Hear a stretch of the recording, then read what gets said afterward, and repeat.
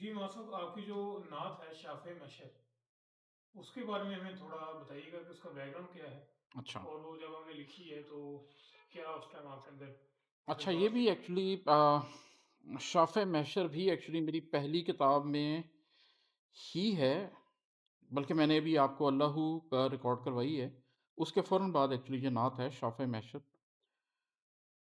اس کا back ground یہ ہے کہ میری پہلی کتاب مکمل تھی اور اس میں نے ابھی تک نعت نہیں لکھی تھی، اور میرے لیے یہ بات قابل قبول بھی نہیں تھی کہ میں کتاب لکھوں اور اس کے اندر نعت ہی نہ ہو۔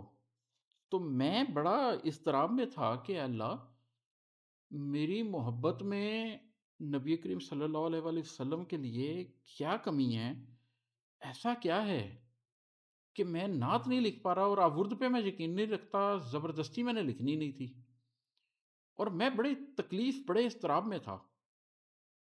لیکن بس وہ جیسے آپ کو ایک احساس ہو جاتا ہے نا تھپکی کا، کہ فکر نہیں کرو، تو کتاب تقریباً تیار تھی، اور میں صبح سو کے اٹھا ہوں اور میرے دماغ میں ایک مصرع آیا، میں نے وہ مصرع لکھا ہے، اور پھر میرے دماغ میں دوسرا مصرع آیا اور میں نے پہلے مصرے کو مٹایا ہے، اور بس پھر وہ نعت ہو گئی ہے پوری۔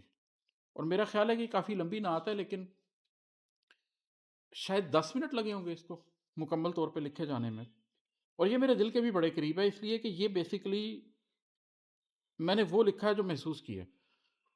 اس وقت شاید میں یہ بھی نہیں سوچ رہا تھا کہ میں نعت لکھ رہا ہوں، میں تو ایک عرض داشت لکھ رہا تھا، میں تو اپنا غم بیان کر رہا تھا جو مدتوں سے میرا قلب محسوس کرتا تھا، وہی میں نے لکھ دی ہے۔ یہ میں آپ کو سنا دیتا ہوں، صلی اللہ علیہ وآلہ وسلم۔ آپ کے سامنے آ سکوں میں کبھی میری ہمت نہیں، آپ کے سامنے آ سکوں میں کبھی میری ہمت نہیں، اپنے اعمال کا بوجھ سر پر لیے، سب گناہوں کی تختی کو گردن میں ڈالے ہوئے آپ کے سامنے حاضری دے سکوں، مجھ میں ایسی جسارت کی طاقت نہیں۔ میں گناہوں میں ڈوبا ہوا شخص ہوں، نفس کے وہموں میں گھرا شخص ہوں،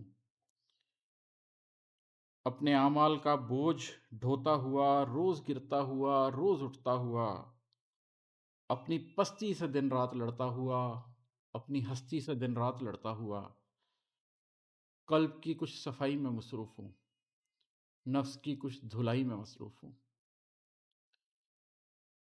آپ خیر البشر آپ خیر البشر، وجہ شمس و قمر، سید الانبیاء، رازدار خدا، مہر ختم الرسل، والی خلق کل، آپ کا مرتبہ سدرۃ المنتہا۔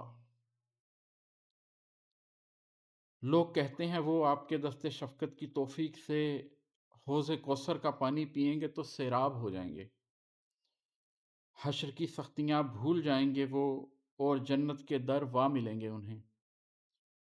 چاہتا میں بھی ہوں، میری خواہش بھی ہے، میرا بھی خواب ہے، کاش ایسا ہی ہو اور میں آپ کے دست شفقت سے پانی پیوں۔ ایک امید ہے ایسا ہو پائے گا، میں بھی جنت کے در کو کھلا پاؤں گا۔ یہ خیالات بھی دل میں آتے تو ہیں، آپ نے اگر محبت سے دیکھا مجھے تو نکھر جاؤں گا، غیر فانی حقیقت کے رستے پہ خود کو کھڑا پاؤں گا۔ آپ کے دست شفقت سے کوثر کا پانی پیوں گا، یقیناً بدل جاؤں گا، خود کو منزل پہ پہنچا ہوا پاؤں گا۔ پر مجھے ساتھ ہی ساتھ یہ خوف ہے، میں وہاں تک پہنچ ہی نہیں پاؤں گا۔ حوض کوثر سے پہلے کئی گھات ہیں، میرے اعمال کی کچھ مکافات ہیں۔ میں تو اس فکر سے ہی زمین میں گڑا جا رہا ہوں کہ گر آپ نے سرزنش کی نگاہوں سے میری طرف ایک نظر ڈال دی تو کدھر جاؤں گا؟ میں تو مر جاؤں گا۔